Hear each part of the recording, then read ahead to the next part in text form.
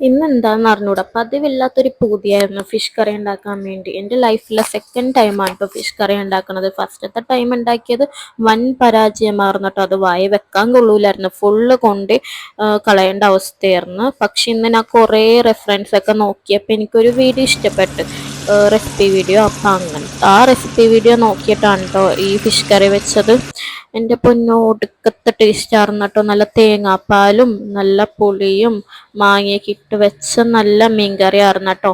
പിന്നെ നല്ല fish fry ഉണ്ടായിരുന്നു. ഫിഷ് ഫ്രൈയുടെ റെസിപ്പി വേണ്ടവർ കമൻറ്റ് ചെയ്താൽ മതി. അതിൻ്റെ സ്പെഷ്യൽ കൂട്ടാണ് കേട്ടോ മസാലക്കൂട്ട്.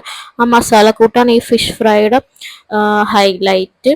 ആ ഫിഷ് ഫ്രൈ കഴിക്കുമ്പോഴേക്കും ആ മസാലയുടെ ഫ്ലേവറാണ് മുന്നിട്ട് നിൽക്കുന്നത്. അടിപൊളി ടേസ്റ്റാണ്. പിന്നെ നല്ല കപ്പ ഉണ്ടായിരുന്നു, നല്ല കപ്പ ഉടച്ചതുണ്ടായിരുന്നു.